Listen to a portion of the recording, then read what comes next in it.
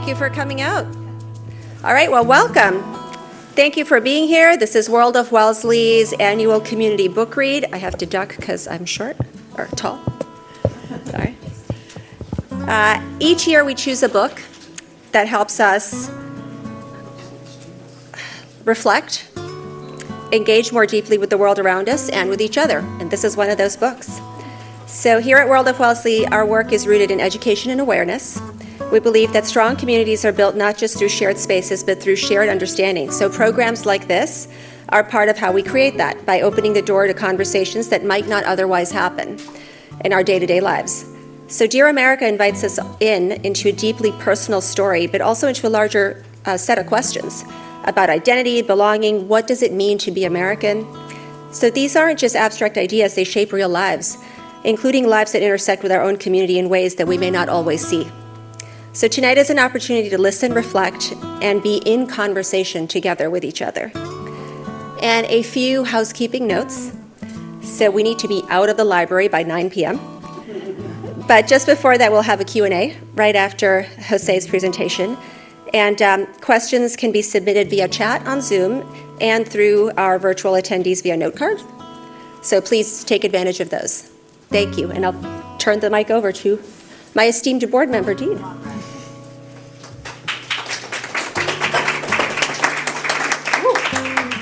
Yes, and I am going to definitely need to sit or something. Okay, I'll squat so that people on camera can see me. As Rama said, I'm Dean McCullum. I'm on the board of World of Wellesley, and every year we select a book that examines a timely topic. And without a doubt, this past year, immigration as an issue has dominated our news cycles, media outlets, been a topic of conversation at the local, state, and federal levels of government, at places of worship, places of employment, and in casual conversation with friends, neighbors, and family. What is missing in all the talk about immigration is the people who are impacted by current policies and who have families, friends, and who have contributed to our communities, our economy, and who consider themselves American, even though our government does not. Jose Antonio Vargas has said, "You cannot change the politics of immigration until immigrants are seen." Tonight, we hope that you become more open to seeing and hearing how our immigration process, or lack thereof, impacts us all, and how real people have to navigate the system to survive. So with that, I'd like to introduce our esteemed keynote and author, Jose Antonio Vargas. He's a Pulitzer Prize winning journalist, Emmy-nominated filmmaker, theatrical producer, and he is a leading voice for the human rights of immigrants and an immigration reform activist. He founded the not-for-profit media and cultural organization Define American, received the Freedom to Write Award from Penn Center USA, and serves on the advisory board of the DREAM United States, a scholarship program fund for undocumented immigrant students. Please join me in giving Jose a warm welcome. We are so honored.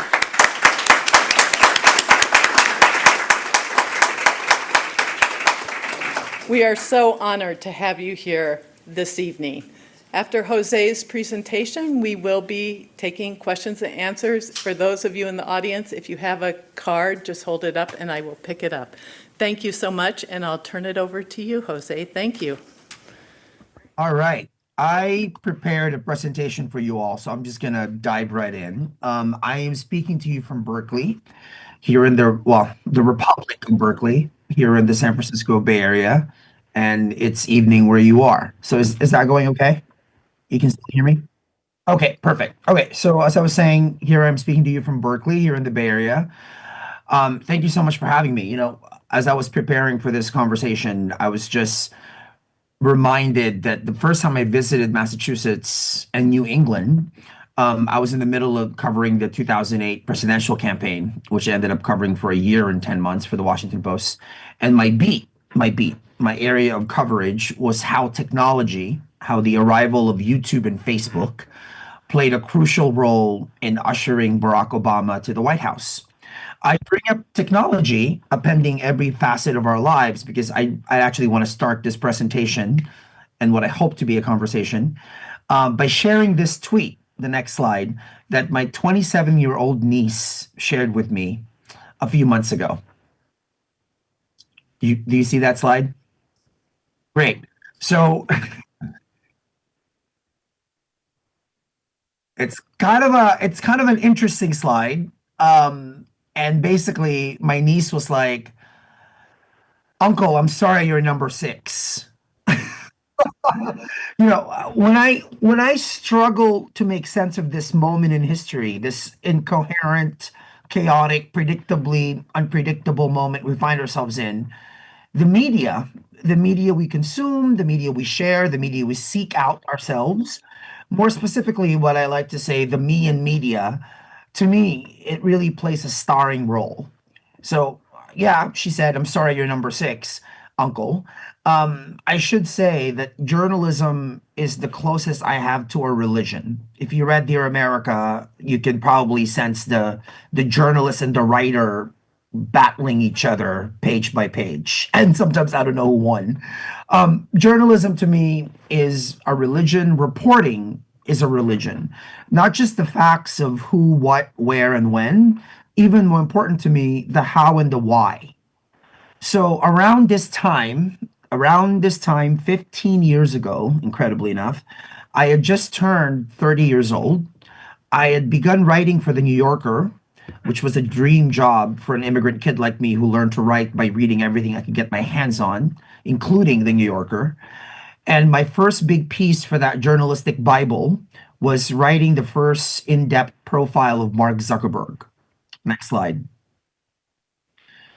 So when I wrote this profile, it's one of those, 10,000 word profiles that you read in the New Yorker. This phrase, a place for private citizens to create public identities. I remember writing that phrase conjuring really something in me. Um, the lies I had to tell as an undocumented immigrant, the fraud I had committed so I could pass as an American and keep getting jobs as a journalist, all the hiding I had to do, not only from the government, but from anyone who kind of tried to understand who I was as a person. The next slide.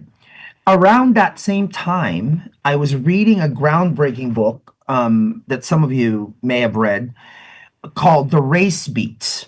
The subtitle of this book is The Press, the Civil Rights Struggle, and the Awakening of a Nation. The book is actually about the role that the news media plays and played in covering the civil rights movement. So that book introduced readers to a study called An American Dilemma, written by a Swede named Gunnar Myrdal, who was fascinated by racial relations in the United States. In the study, Myrdal argued that the future of race relations, quote, rested largely in the hands of the American press. The best antidote to racial prejudice and discrimination, he wrote, was the dissemination of accurate information. There is no doubt that a great majority of white people in America would be prepared to give the Negro a substantially better deal if they knew the facts. So here was this book that was all about what happened when white journalists from the North, newspapers, television crews, went to the South, went to Selma, went to Mississippi, and called it what it was. Now, applying that to now, back then, there were 3 television stations. Everybody read the newspaper and everybody listened to the radio. So there was a shared narrative of what there might have been there was 2 Americas. There was Black America, there was white America. However, there was still there was still a place, the news media, where we can all meet. As I was reading that book, I thought to myself, if the American public knew the facts about immigration, if they could see this issue outside this political partisan lens, we can appeal to people in the most human and accessible way. As a journalist, I stayed away from covering immigration. I remember once interviewing Sarah Palin, remember her, when she talked about quote unquote illegals. And I, the moment she did that, I could have just said to her, Governor, I'm one of these illegals you're talking about, and I'm a reporter for the Washington Post. Nope, I didn't do that. I was too much of a coward, and I was too scared.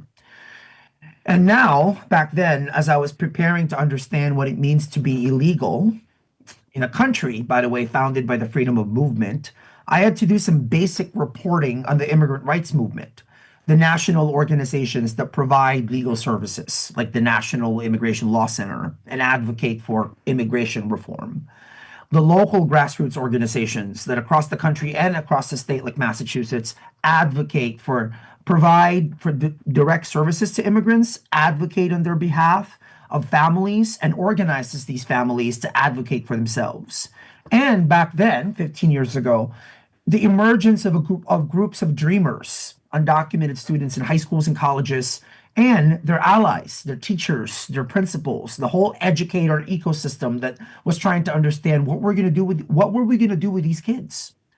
So as I got to know the immigrant rights movement 15 years ago, what was sorely missing was a media entity in a media saturated era, the kind of era that would give birth to a Donald Trump running for president. So, inspired by the race beats against the counsel of too many immigration lawyers, I broke what was then considered a cardinal sin in journalism, and I made myself the story. Now, I rationale with myself, if objectivity is a privilege I couldn't afford, then I would aim for transparency, radical transparency. Next slide. I move pretty fast. So, as you can see in the next slide, in a span of 3 years, I leverage my reporting, my writing, my documentary filmmaking skills, and I use my really specific story to report on the broader facts and necessary context to humanize this most partisan issue. So I recruited 3 friends, all media professionals, to start Define American, a nonprofit, nonpartisan media organization focused solely on how immigrants are represented in the media. Define American was born the moment I told my specific story in the New York Times Magazine in the summer of 2011. There was a time, and you remember that time, when writing an essay for the New York Times Magazine, getting on the cover of Time Magazine, producing and directing a documentary that would air on primetime television on a Sunday.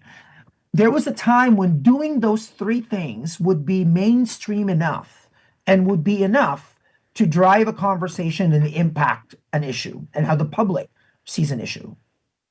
That was not the time 15, 14, 13 years ago, and it's certainly not the time now.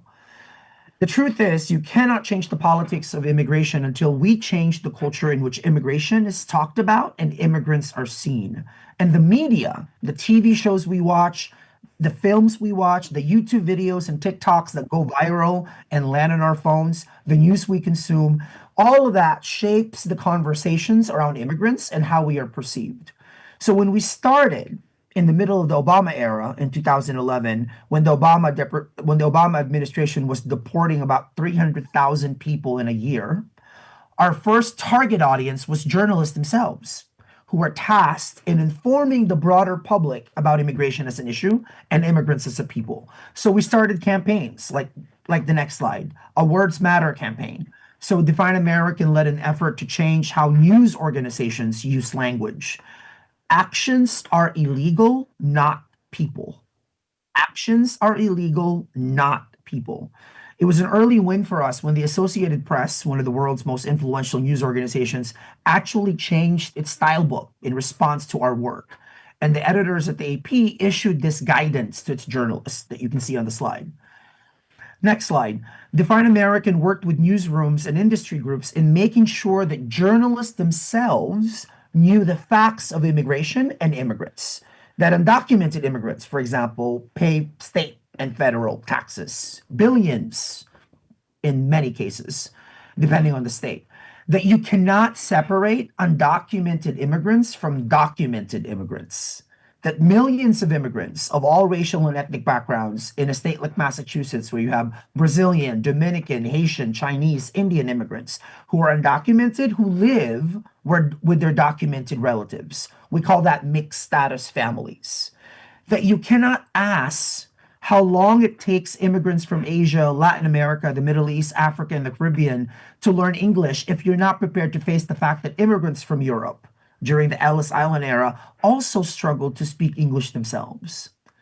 So when it comes to the intersection of immigration and race, the glove must always be pulled inside out. If it doesn't, if it didn't apply to your German great grandparents, why should it apply? And why shouldn't it apply to immigrants today coming from India, Brazil, the Dominican Republic, and Haiti? Next slide. Define American worked directly with journalists covering immigration, particularly journalists prone to covering immigration in the pro-immigrant, anti-immigrant frame, and making sure they clearly identify the sources they quote and the research they cite. So in the beginning of the Trump era, when immigration became a central campaign issue, whenever you read a story on immigration, a news story, chances are groups such as Center for Immigration Studies, Numbers USA, FAIR, which stands for the Federation for American Immigration Reform, were quoted. Their research often cited. FAIR was founded in 1979, and its founder, John Tanton, an ophthalmologist from Michigan, was basically Stephen Miller before there was Stephen Miller. Tanton founded and funded these three groups, which got to be known as part of the Tanton Network that began about a decade after the passing of the 1965 Immigration and Nationality Act, which was passed into law by President Johnson. I'm wondering in the Zoom and in the audience in the library, how many of you have heard of the 1965 Immigration Nationality Act? I'm curious how many. Oh, amazing. That is way more than the people in St. Louis last night. St. Louis, Missouri, where I was last night. So that's good to know. To me, the 1965 immigration law is the most significant yet least understood law of the 20th century, of the second half of the 20th century. It abolished what was called the national origins formula, the foundation of America's immigration laws since the 1920s, restricting immigration from Asia, Africa, Southern and Eastern Europe. So to Tanton and his disciples, the 1965 law was tantamount to a demographic catastrophe, what they call now white genocide. As we worked with journalists and news organizations, it became increasingly apparent that journalists themselves, who are tasked with informing the public, had very little understanding about how immigration worked as a process, not as a third rail of American politics that Mitt Romney had to answer for when he was running for president in 2012, but immigration as a process. So how do people get to be legal and how do people get to be illegal? Soon after Trump was elected in 2016, we found out that it wasn't only journalists who were largely ignorant and uninformed. It was actually a lot of storytellers, including, for example, television writers. So we heard from a showrunner who's in charge of running a television show called Superstore. This aired on the NBC a few years ago. We heard after the election in 2016 that they were going to introduce an undocumented gay Filipino character in honor of me, which was kind of nice. So we contacted them, and then they told us, yeah, we're going to introduce this character named Mateo, and then we're going to make Mateo legal in a couple of episodes. And so we were like, wait a second, are you going to pass immigration reform in your show? And they were like, oh, what do you mean? So they did not understand that you couldn't just poof, make this character legal. So we sent undocumented people to their writer's room. Next slide. And we shared with them this graphic we created. Apparently, they blew this up in their writer's room. And this became the reason why that character, Mateo, ended up the first regular undocumented character on network television because they couldn't make him legal. Right? So we saw this character be someone who was a human being who was struggling with his immigration status, but his immigration status is not everything about him. He was a human being. He was a multi-dimensional character. And what was interesting is we actually studied at Define American.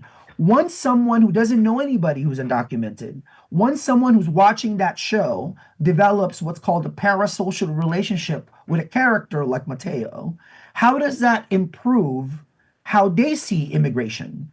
Do they attend rallies? Do they make phone calls to their congresspeople? Do they get more involved? And what we found is the answer is actually yes. So we ended up so far by now consulting on dozens, many dozens actually, of television shows and films that feature immigrant characters, particularly undocumented immigrant characters. So meanwhile, amid all the ignorance and mis and disinformation, an anti-immigrant machine, I would call it the 21st century equivalent of the Tantan network, had been established. I thought it was Fox News. It's actually not Fox News or conservative talk radio. I grew up in California where Rush Limbaugh was like on the radio set whenever we were driving with my grandfather, or Breitbart. It's actually outlets like PragerU. Next slide. How many people here have heard of PragerU? So I heard of this group when I was giving a lecture at Miami University in Ohio, and I was being protested by college Republicans. And I think it's really, really important for me to engage with everybody, really. So I started engaging the students, and I was asking them, where are you getting your information? And I thought they would say Fox or Breitbart, Tucker Carlson, whatever. They said PragerU. I had no idea what that was. I thought it was like, is that a TED Talk thing? PragerU? Like, what is that? Is that a university? I went back to my hotel room, went on Google, searched for it, and was terrified. If you look at the numbers, right? Like they're a news organization. The biggest success of PragerU right now is that they have actually infiltrated public school curriculum. A lot of their anti-immigrant content, a lot of their content that is anti-LGBTQ, anti-women's rights is now being used as curriculum. Look at that. Look at their budget.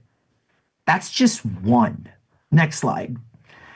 PragerU is part of what we at Define American has been calling the Great Replacement Network.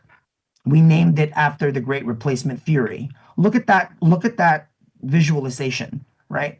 The Great Replacement theory, by the way, originates, some of you may have known for this, from critiques of migrants starting in the 1890s by French nationalist Maurice Barré. In 2012, it was reintroduced to modern audiences by René Camus. The theory explains how non-white immigrants, foreigners, will migrate en masse to white Western nations, overwhelm these economies, and bring about the collapse of Western civilization. Now, the current US supporters of the Great Replacement theory rely on census data that show America moving towards more racial plurality as evidence for their argument.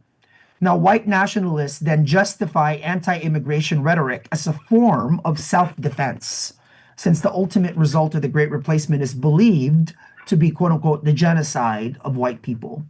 Now, this was once relegated to the darker corners of the internet. And it is now, I'm afraid to say, in the mainstream, cited in the number of mass shootings, and is now arguably more prevalent than ever in American politics. A hateful ideology espoused on the biggest political stage.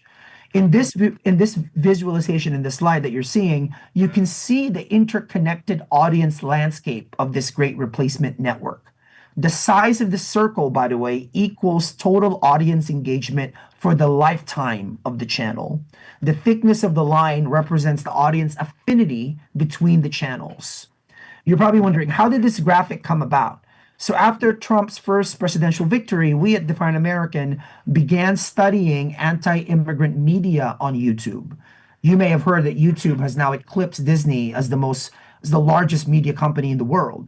So we wanted to figure out back in 2017, why are the most popular videos on YouTube anti-immigrant YouTube? Now we know 83% of American adults watch YouTube. 32% regularly get their news from YouTube. 63% of people that Define American polled discuss immigration with friends and family after watching content about it on YouTube. That's a really high translation to what's happening online to the real world. So, given how powerful YouTube is in shifting opinions and actions, and that the most successful anti immigration videos on YouTube have collectively garnered over 100 million views. So, we wanted to know which anti immigration messages were most pervasive on the platform. To find out, we mapped the top performing anti immigration content creators and analyzed their messaging tactics. Their underlying arguments all support the Great Replacement. So we also observe a pattern of anti-immigrant immigration videos framing immigration advocates as overly emotional and illogical, while those opposing immigration are painted as reasonable and logical, brave enough to speak the truth about the threat of immigrants to Western values and civilization. Now, having studied the tactics of these videos and the content itself, Define American began creating videos of our own. And with gamers, with social media influencers, using the very tactic that we studied and using it in a way that is pro immigrant, spreading authentic, humanizing messages. The research bears out that that their tactics, how they do the anti immigrant videos, when we do it with our messages, they work just as well. So, despite anti immigrant media portrayals, a large portion of Americans across racial and ethnic backgrounds fall between party lines on immigration.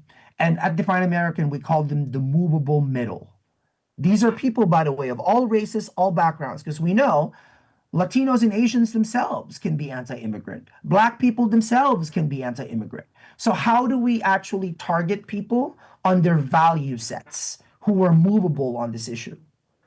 So for us at Define American, our work on the media has evolved because the media, as we know it itself, has evolved. So I'm about to show you a 2-minute video that you're going to be one of the first people to see because we just shared this actually with the people that fund all the foundations um, that fund Define American.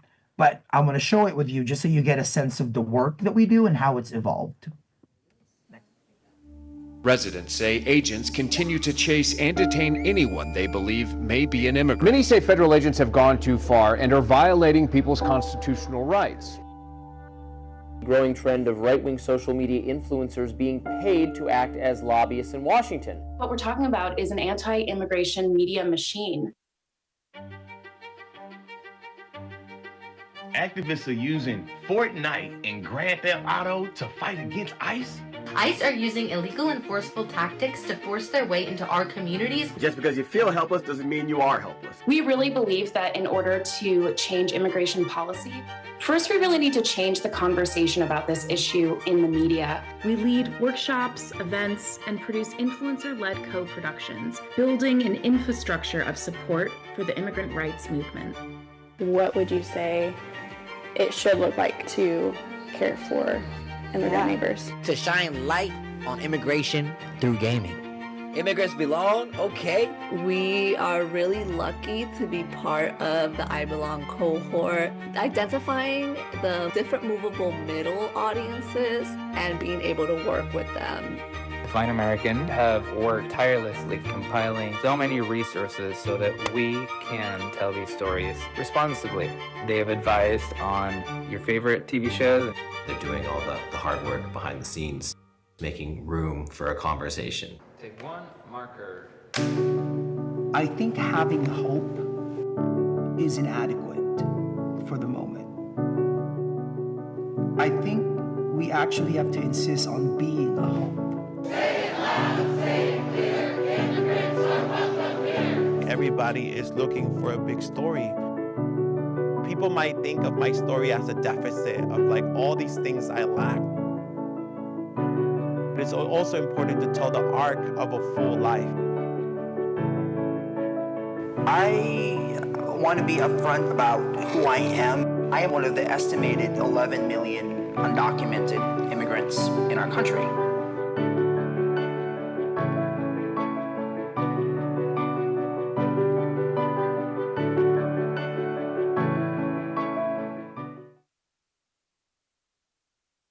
I'm so glad that worked. Okay, the next slide.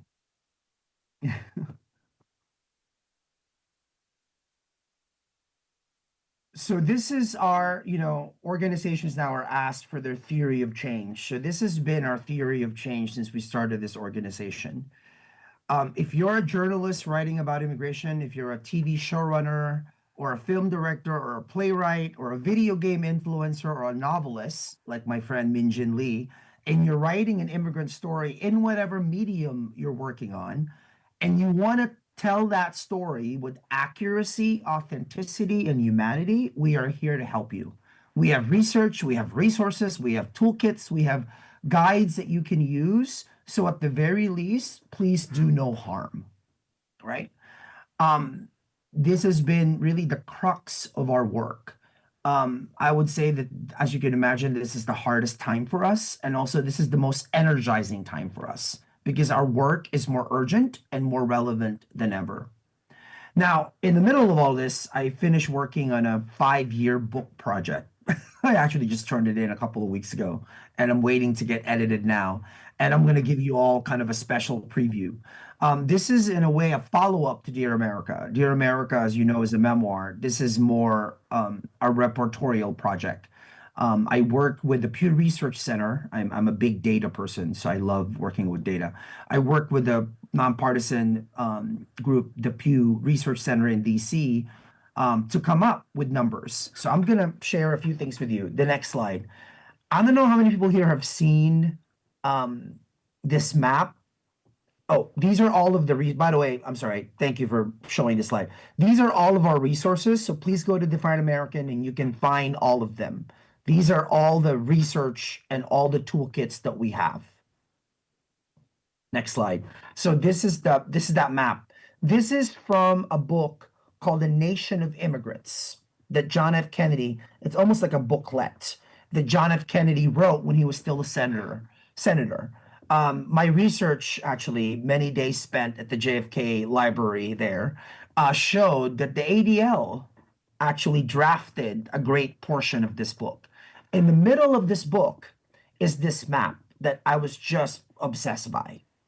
It's a map, once you can see it clearly, it's a map of all of the immigrants from Europe before they just got labeled to be white.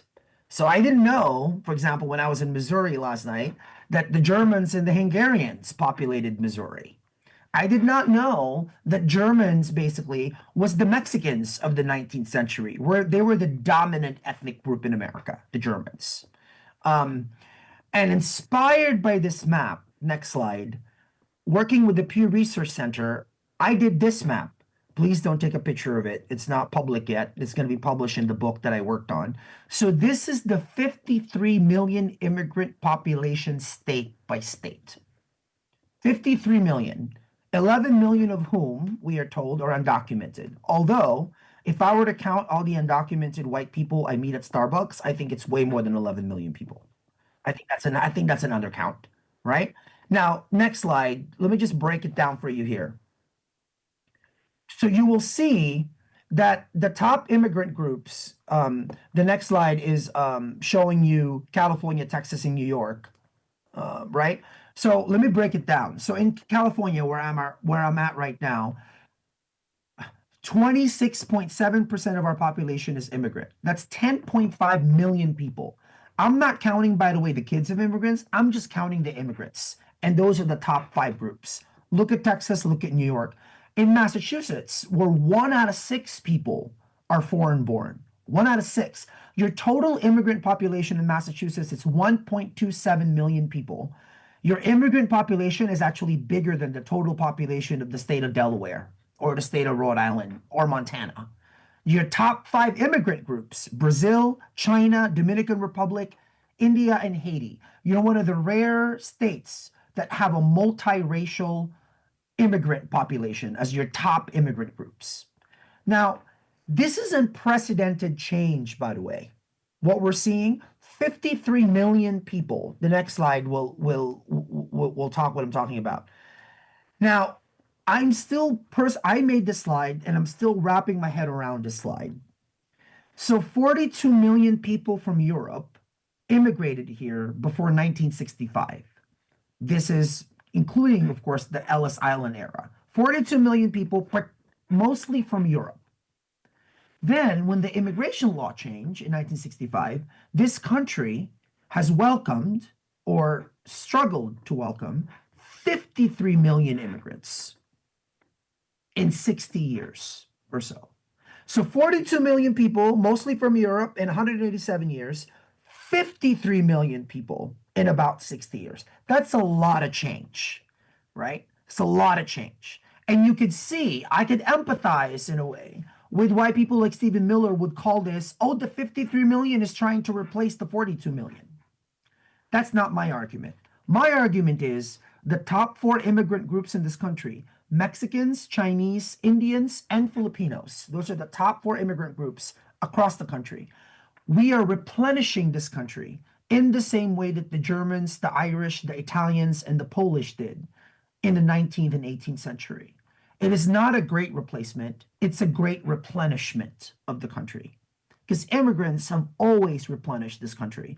And if you wonder if that's true, all you got to do is look at the restaurants that populate the cities and towns in this country. Where would America be without Indian food? Without Chinese food? Without Mexican food? In this country right now, we have more taquerias than burger joints. We sell more tacos than we sell burgers. That's America in 2026, right? This is a lot of change. And I think this is what the country has been dealing with. Now, the next slide, I cannot talk about that change without acknowledging the global context, right? So this is the immigrant population globally. There are an estimated 304 million migrants in the world as of 2024. That is about 3.7% of the total global population. Less than 4% of the world's people are moving. By the way, if you were to read Elon Musk's tweets, you would think 50% of the world is moving. This panic attack that people are having. Now, mind you, that 3.7%, that is nearly doubled. That is doubled since 1990, but remains still a small fraction of the total world population. So this question of who belongs, the condition of belonging, the culture of welcome, I can't leave that to politicians who are too busy getting elected. I need to hand that. That is the work of storytellers. That is the work of writers. That is the work of filmmakers. That is the work of artists. Now, the next slide, that brings me to this book, which I'm so honored that you all chose to read.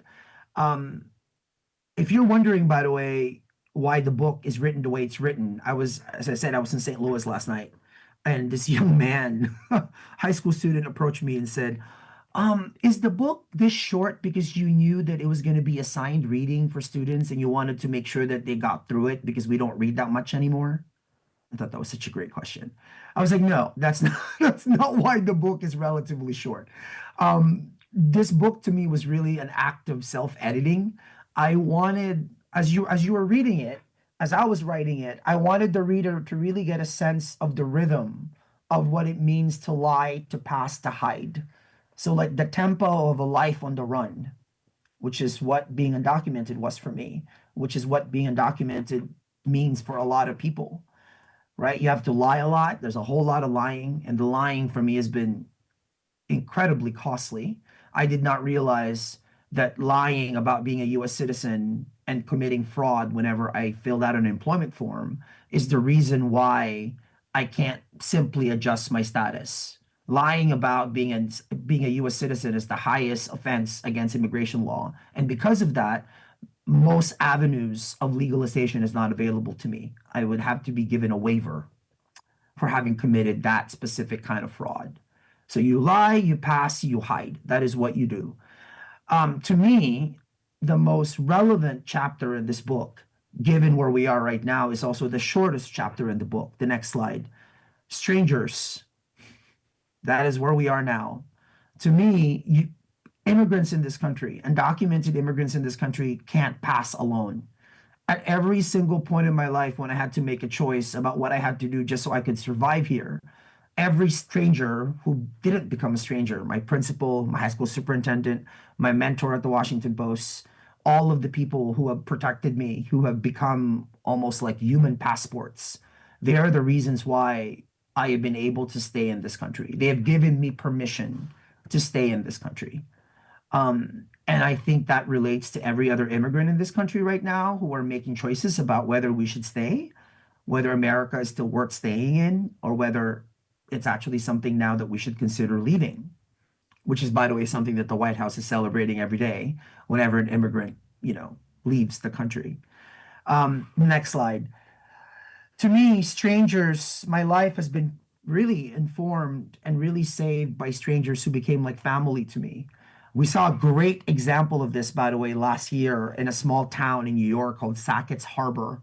So 3 undocumented children and their mother were swept up during an ICE raid and detained in Texas. Then their superintendent, she made a statement, Superintendent Jennifer Gaffney. She said, at Sackett's Harbor Central School District, we view ourselves as a family, and right now, some of our family members are hurting. We are hurting because 3 students were taken away from our school community. So teachers were told to be open and honest with students about the situation, and they encourage families to write letters to show support for the kids who were taken. They had a rally that drew 1,000 people. And that's a massive turnout, by the way, for a town of only 1,351 people. Now, mind you, this town is rated by the Cook Partisan Voting Index as the most reliable Republican district in New York State. And guess what happened? After all the pressure from the families of this small Republican town, the 3 students were returned. So we're seeing acts of that happen all across the country. Some of them probably don't make the news, right? The next slide. The biggest part of my life that's not in the book, Dear America, that you finished, that I'm living through right now, is my mother, after waiting for 27 years for her green card to be approved, she arrived. She arrived last year, and she moved in with me. She has a green card, so she's legally allowed to stay in the U.S. My grandmother, her mom, right there next to me in that picture, petitioned her. So I moved my mom into this house. She's over there in the main house. I'm in the office in the back. So we hadn't seen each other for 33 years. So we're still figuring that out. I'm still learning how to be like a son to this woman that I haven't seen for that long. And then once I saw her behavior towards her mom, my grandmother, the one who raised me, and the one that my mom hasn't seen, they haven't lived together since 1974. So then I moved my grandmother in with us. So now there's 3 of us in this house. I like to joke that I feel like I'm living through the Joy Luck Club meets the Golden Girls. So that's my life right now. And I'm sharing that because together, the 3 of us represent really a bunch of things that the current Trump administration rejects. So my grandmother is a naturalized U.S. citizen. They want less of that. In fact, they want to denaturalize foreign-born American citizens. My mother, so they oppose family unification, which is why she was able to come here on a petition from my grandmother. And me, I was undocumented for most of my life. I still don't have a path to citizenship. I have this O1 visa that I got towards the end of the Biden administration. It's a 3-year visa. It expires on November 2027, and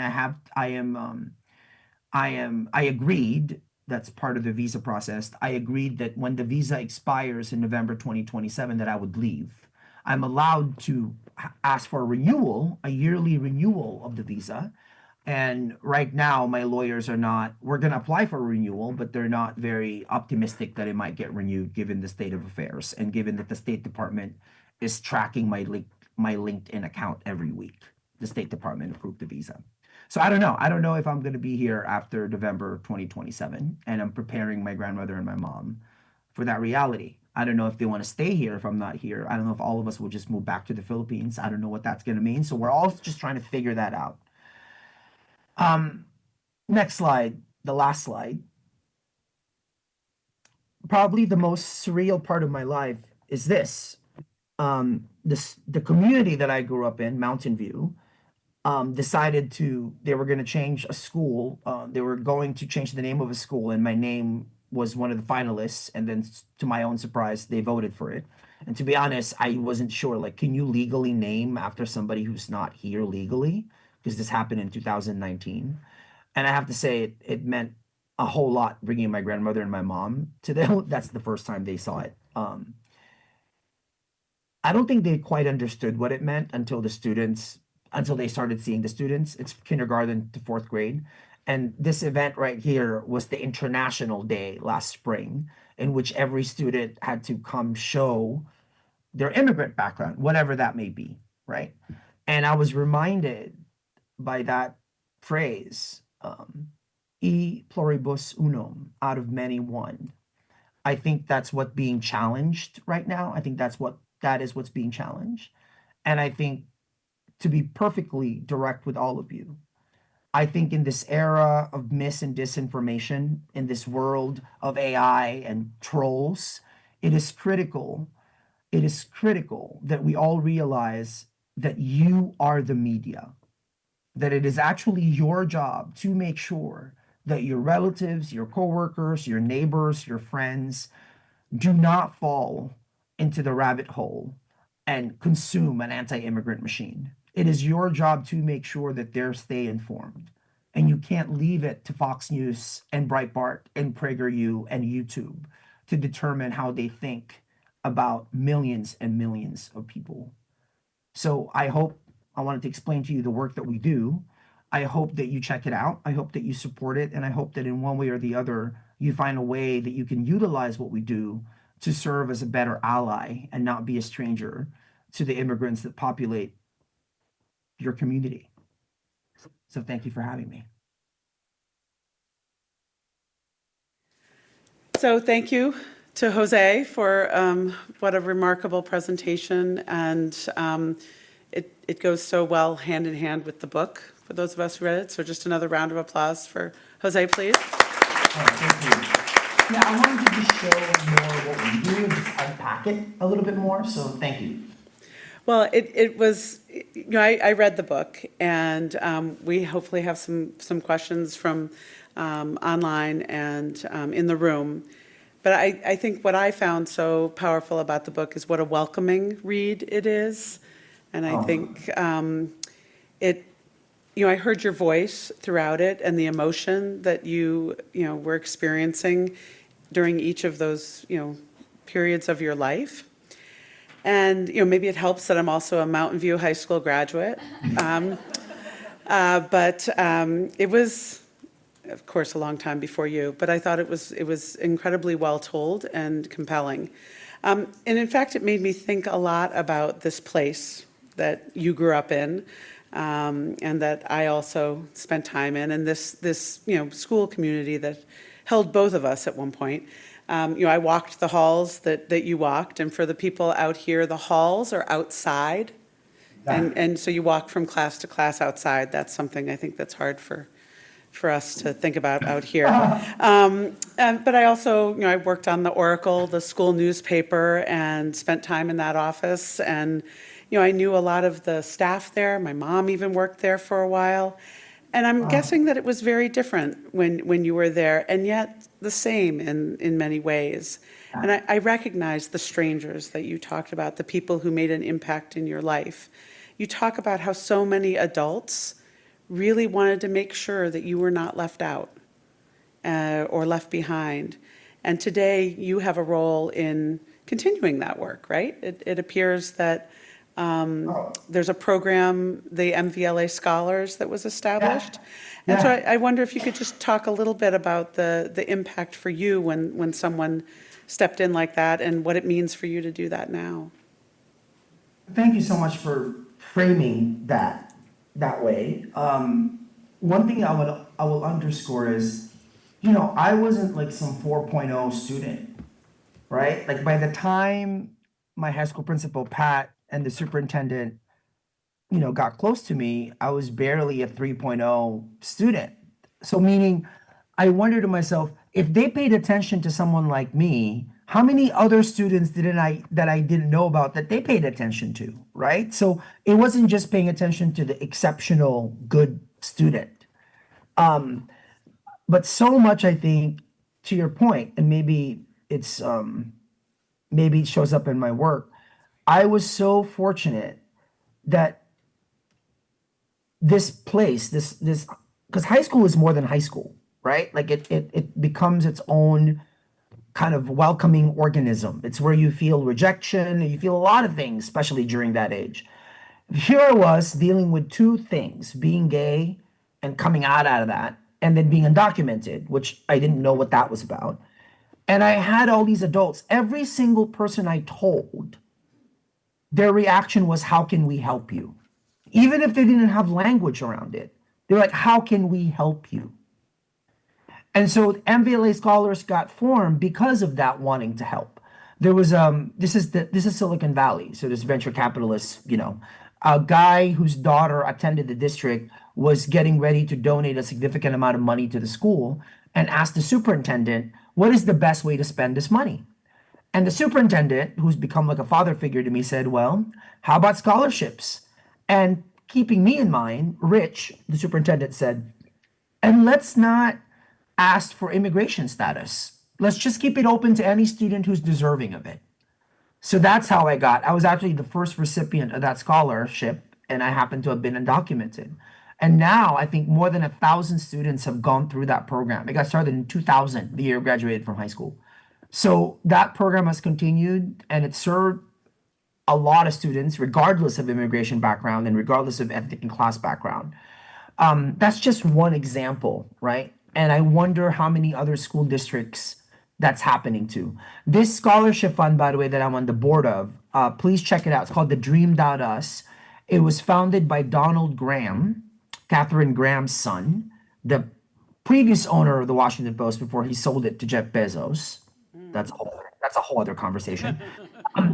And Don, because of who he is, has been able to raise almost $400 million to send 11,000 undocumented students to college. Right? It's an incredible program. What we're struggling with though right now, and what I'm pushing all of us to think through is, so that's great that we're getting people through college.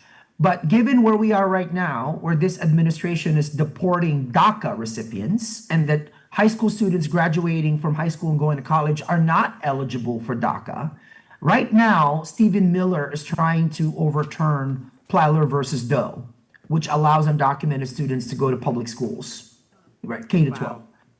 So I said to Dawn and to our fellow advisory board members, how are we gonna make sure that our graduates are allowed to get jobs? What are we gonna do with the college degrees if people can't work? Right? So are employers willing to face the fines if they hire somebody who's here without proper legal authority? To me, we are in the middle of a civil rights struggle and civil disobedience in whatever way that takes shape. I think that's the conversation. To me, what are people willing to risk? Clearly in Minneapolis, we saw that. People literally risked their lives. By the way, isn't it incredible that, we had 2 deaths of US citizens and we don't even really talk about it anymore. The news cycle has moved on. Yeah. Yeah. I think one of the, just moving the camera back. I think your point there is incredibly well taken, that it is very hard it feels like it's very hard for people to focus on a matter or an issue long enough and deeply enough to catch the attention and to mobilize people, which it seems that the work that you're doing is really focused on being ever present in what people are taking in, whether it's a TV show or a YouTube. I have another kind of question for you. I think when I think about moving we lived in Los Altos Hills, and I moved from Illinois, which at the time today it can feel like another country, but I learned that Los Altos Hills, for those who speak Spanish, is redundant. But I think what struck me when I moved there, coming from where I came from, was the incredible diversity of the students. And this was 15 years before you were there.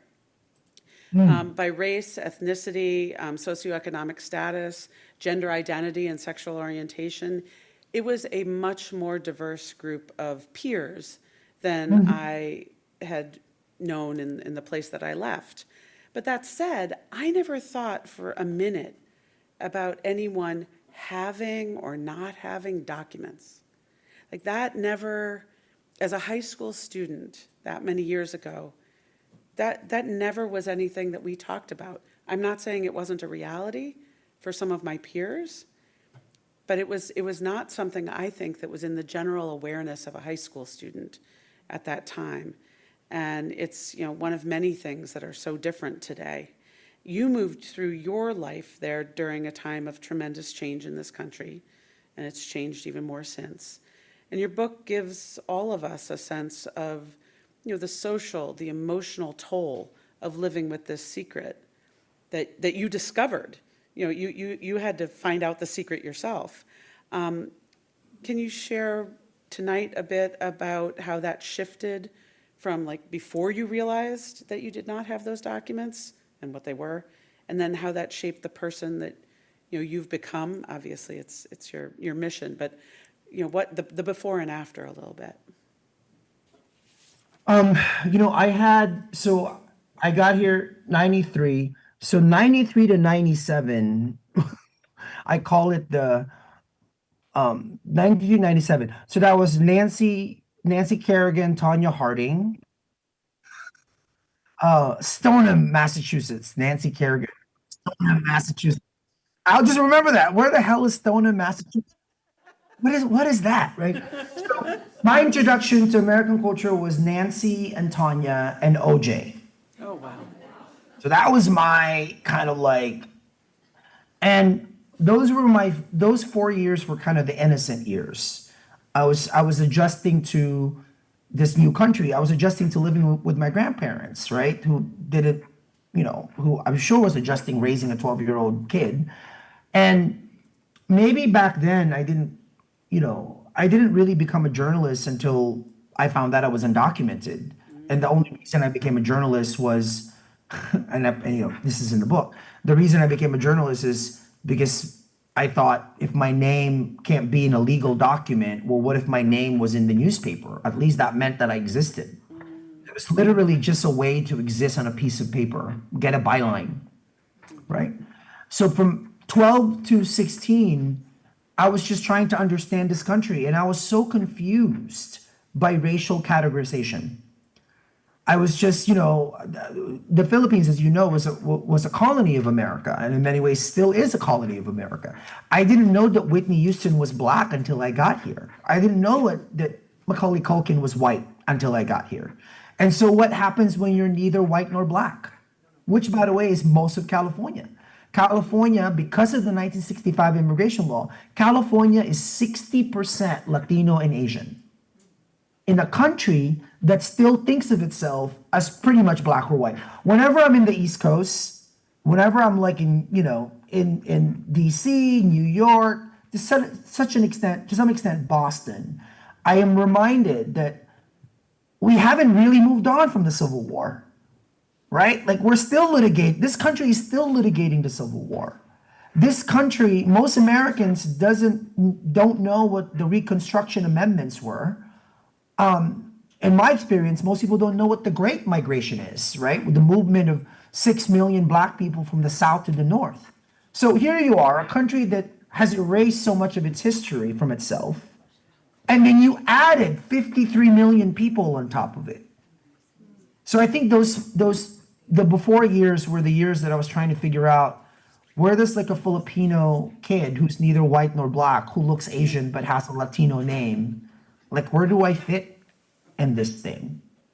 And then when I found out I was undocumented, I think it was mind you, back then we didn't call it undocumented. It was, I thought I was the only non-Mexican illegal person in the country. And then I'll never forget, the first person I told was my best friend, Arvin Murthy, first generation Indian American. He was the one who told me to get a driver's permit. And Arvin is such a nice guy. We're still very close. Actually, he lives in Rhode Island now, has 2 kids. And he was the one to say that I should get a driver's permit because I'm sure he was getting tired of driving me around like driving Miss Daisy. And he was like, go get a driver's permit, right? So then I found out, and then I told him the next day when he picked me up in the Camry, and I told him, I was like, I'm here illegally. I don't, and I'll never forget the look on his face. He was so confused. I think he didn't tell me this right afterwards, but later on I found out he went to the library to research. What does that Right. mean? So here we were, two kids trying to figure out, before Google existed, how does someone become illegal and what do you do? Right. And ever since I told Arvin in 1997, I was 16, he was almost 17. I was always a problem that we were trying to solve. Whenever I told somebody and they couldn't figure out how to solve this thing, I was almost like spreading some sort of a virus that didn't have a cure. It infected the people, not just me, but the people who cared about me. And can you imagine that? Can you imagine I'm just describing my experience. So how do you multiply that by lots of million people? And in the context right now of how many billions are we spending on DHS? 87 billion. 87 billion. More. So we keep throwing money at this problem instead of actually using the money to figure out a solution and a cure for the virus. So I guess ever since I found out, immigration has been a problem I've been trying to solve. And you can't really solve a problem if you don't know what it is. And the fact that we even think it's a problem, right? I would say, by the way, I think it is a problem how many undocumented people are in this country. I don't think we really know. In the same way that J.D. Vance, the vice president, I don't think J.D. Vance has talked about the fact that the third largest undocumented people in this country are coming from India. The third largest are coming from India. We don't know that. We don't talk about that. We don't talk about the fact that 1 out of 7 Korean people in this country is here without authorization. 1 out of 7, right? So that's just not part of the narrative of the conversation. Thank you. They're incredibly important points. I'm going to hand off the stage to another question asker. So, Do you want to ask the virtual? Did you ask that one? I didn't yet, but why don't we let Erin go ahead? Okay. Meet Erin. Hi, I'm volunteering to go first because that was actually sort of a segue to what I wanted to ask. Well, first I wanted to point out, thank you for writing the book. I thought that your point about what did you do to deserve your citizenship, I was born here kind of thing, I thought that was really powerful. We can all think about that. Your point about that these things that are illegal, when we think about what was illegal in our country over its time, that's another very powerful thing to ponder. And what I'd like you to address is the notion that immigrants are here because American, mostly business, was there. It's there. Yeah, I feel like that's the education that's missing. That's the education that's missing. I have to say, by the way, So I have thank a you. very, thank you. I have a very vivid memory of being in an event in Nebraska, and I couldn't tell when you're speaking in front of a big audience. You can't tell when what you're doing is landing. It was like 500 people or something, and it was the first time I ever asked that question. I asked people in the audience, how many people here are U.S. citizens? And most of the audience, most of them were white, raised their hands. And I said, what have you done to earn your citizenship? And I actually heard people boo. They started booing. I was like, okay, I'm just asking a question. If you're gonna say that undocumented people like me should earn our citizenship, and let's put that aside. Again, the glove has to be pulled inside out. So what have you done to earn yours? And then I said, it's actually a dangerous question. Because do you actually want to get in this business of comparing how hard you've worked for America versus the farmer, the construction worker, the engineer that got the H-1B visa? Do you want to go do that? Do you want to compare who's more worthy of America? That's a dangerous set of questions. And I think it's an important question. And I think it's something to ponder. And probably the most important part of it is humility, which is which is In short supply. We're such in the deficit of, right? Humility. I pray every day for humility. I pray every day, what don't I know? Whom I haven't heard from, like that. So I just wanted to share that. And then the point about what was legal and what was illegal, I think that's totally what we're living with right now, which is why I think this administration is giving us license to question what is illegal and illegal, when so much of what they're doing, the courts themselves, and thank goodness for the judges that are still standing up for the checks and balances of this system, that's trying to balance the government and stop the illegality that has been rampant when it comes specifically to immigration. That third point, why are people here? What did NAFTA actually do? Right? Why, when I was doing an event in North Carolina and I said that there are 5 million Filipinos in the United States, 2 million of them in the Philippines, in California, 2 million Filipinos just in California, right? So more Filipinos in California than people in Rhode Island, I think is what I said, which is factually correct. And this man at the end was like, well, why are there so many of you here? So clearly he hasn't had Filipino food. And I said, sir, we are here because you were there. That's why we're here. You started this.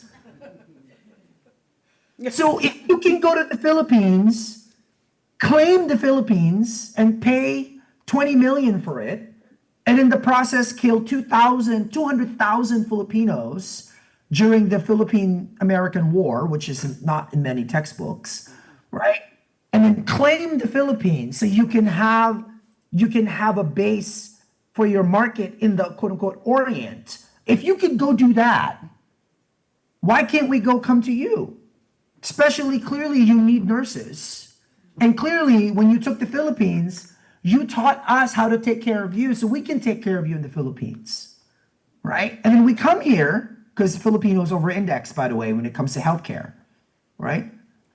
So that's the reason for Filipinos, specifically for Filipinos, who are now the 4th largest immigrant group in America, right? But if you look at Chinese immigration, like Indian, I find it fascinating that in this world of billionaires, where Jeff Bezos and Elon Musk's billions are completely borderless, like we keep making this about workers trying to provide for their kids and not about, wait a second, the amount of wealth that is unregulated in this borderless capitalistic system that we have. That is the conversation to me, as far as I'm concerned. And if people will keep moving so long as they can't feed their families where they are. No amount of law will change that. That's just Shakespeare. That's just storytelling. People will move wherever they need to move to feed their kids. And sometimes I have to tell you, I have to share with you, the question I'm asking myself is it worth it? Like, when I wake up in the morning, and again, my mom and my grandmother are over there, I'm over here, because, it's a lot. It's a lot dealing with all the loss. The amount of loss in this house that we share is so palpable. It feels like its own kind of oxygen. The three of us don't really know each other, right? And I woke up one morning and I'm looking at my grandmother and my mom cook breakfast and having their passive-aggressive kitchen dialogue thing going. And I'm watching them and I'm going, is this worth it? Should my grandmother have moved? Why couldn't we have just stayed in the Philippines? Why wasn't life okay enough there? I would have been fine in the Philippines, right? And then when I excavate that, I then start realizing that half of the world's migrants are women. And many of them, by the way, didn't make the choice themselves. Their husbands did, right? So for my grandmother, for example, it was my grandfather who made the choice to come to the United States. She didn't choose to come here. My grandfather made that choice for her. My mother. So why couldn't she pursue a college education so she could get a decent job? Because our family could only afford to my grandparents could only afford to send one kid to college. And during that time, and it's still relevant to this day, they chose to send the man, my uncle, and not my mom. Right? So this is is how that's impacted. But to me though, asking the question, is migration worth it? I bet you that's the question that immigrants are asking ourselves now. And I wonder what happened if enough of us asked that question, and what would happen to this country if people just didn't come anymore. Well, yeah. Right? By the way, and when people say to me that the country's overpopulated, I don't know about you. I've been to Idaho. Have you been to Idaho? Montana, South Dakota. We need people. Yeah. We need people. So, yeah. And I think we're experiencing that now with what we're seeing in terms of losing a lot of really important employees, not to mention friends and family and neighbors. I have another question asker who would like to come up and ask a question. okay, a lot's going through my mind. There's a fantastic PBS documentary that's posted on YouTube all about Trump's first term. I think it's called Zero Tolerance Policy. And PBS Frontline did an amazing thing. They posted the full interviews of everybody they talked to. So they had a 1-hour documentary with Steve Bannon, Ann Coulter, and so, Ann and Steve are in there for like 2 minutes or whatever. But they posted the full hour-long interviews with Ann and Steve. And guess what? Because I'm a nerd, I watch all of the interviews because I was just fascinated. And I gotta tell you, I don't know what Ann Coulter's skin routine is. She looks amazing. She's looked like that since I was in middle school. So I don't know what she's on. She's probably one of the most consistent voices in American public life. She has been so consistent about what she said since I was in middle school, since the Bill Maher politically incorrect days, after Ted Koppel on Nightline was like politically incorrect with Bill Maher. And she had this great quote in there in the PBS interview where she said that Donald Trump basically picked the $100 bill on the floor that is immigration.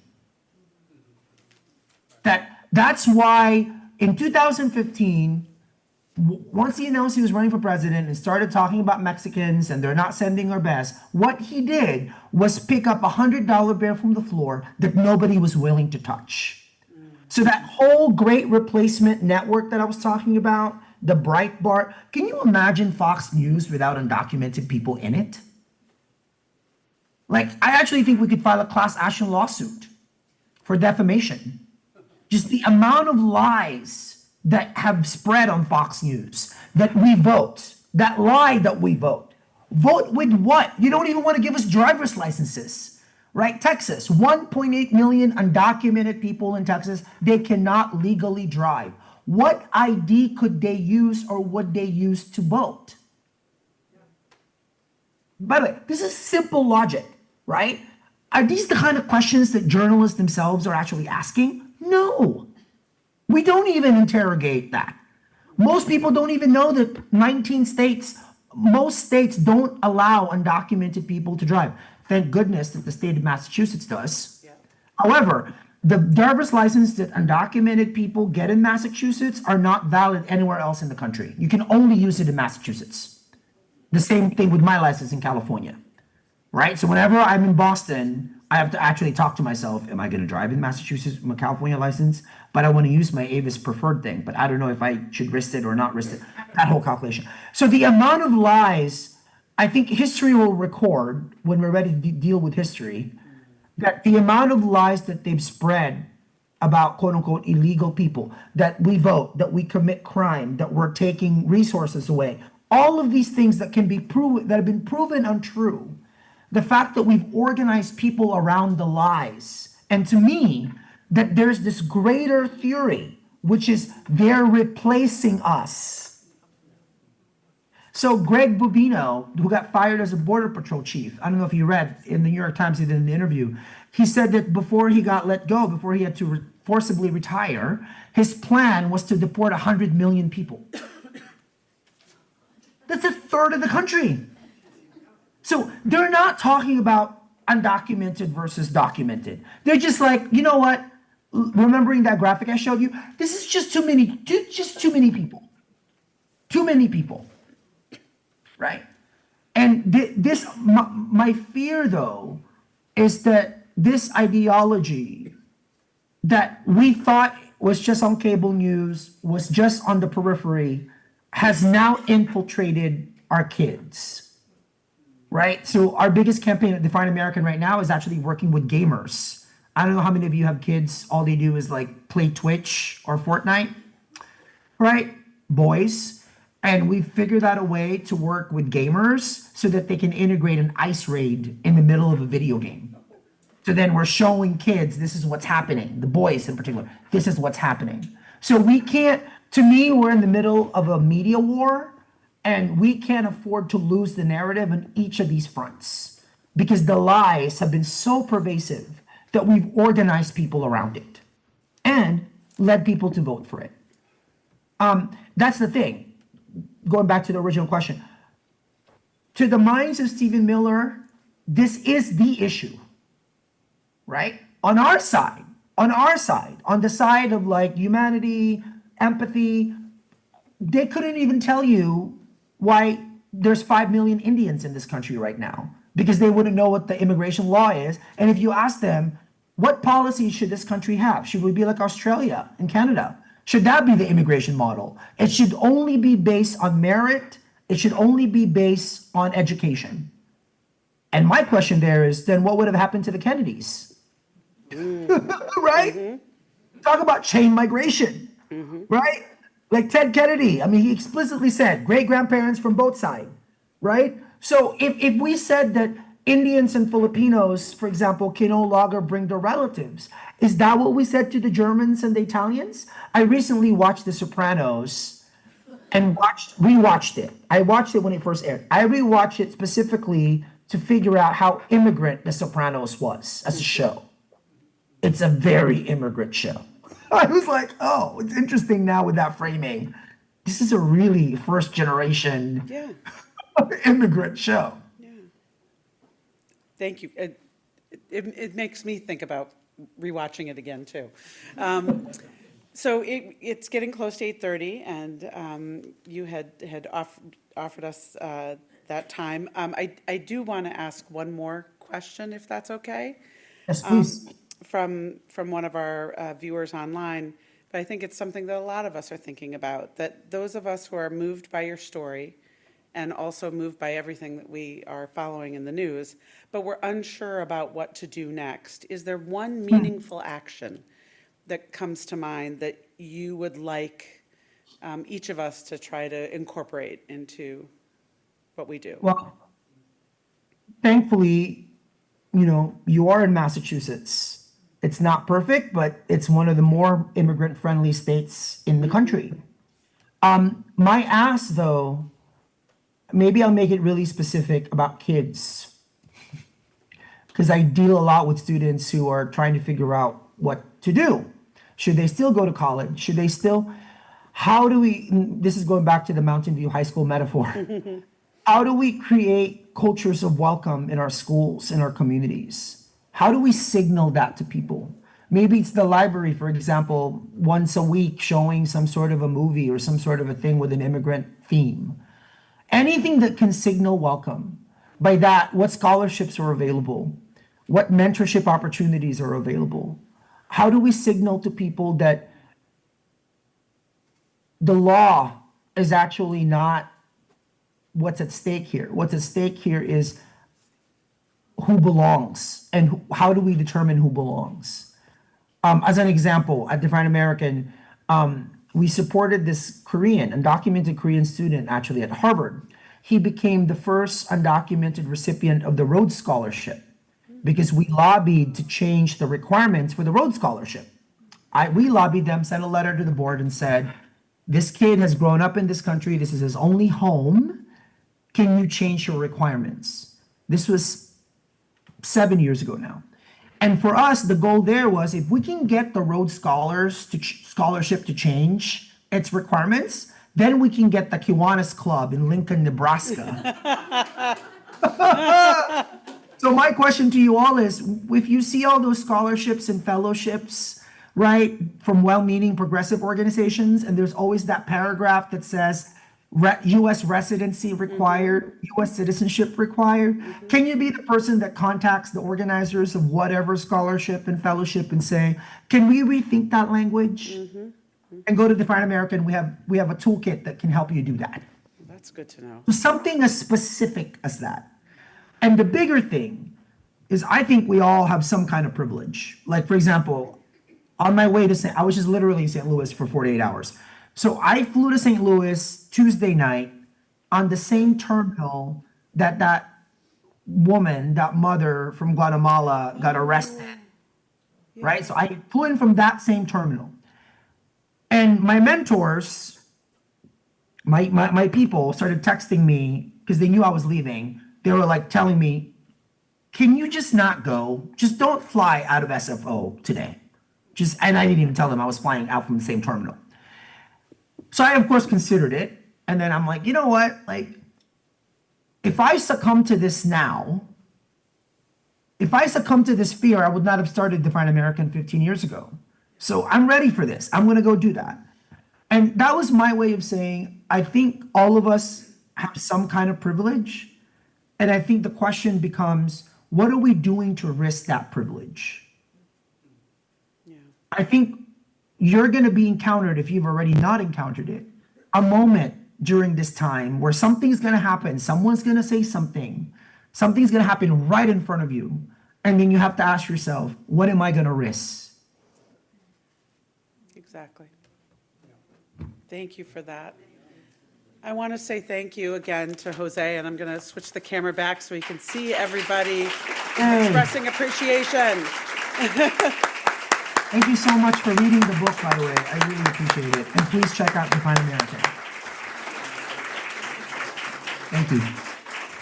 Thank you, Jose, so much. It's such a pleasure, and it was a lot of fun to think about Mountain View. So I'm going to turn it back over to Rama. All right, we're back. Wow, that was spectacular. Thank you so much. We can't thank you enough for being part of this and doing this with us today. It's such a treat, such a joy. It's incredible.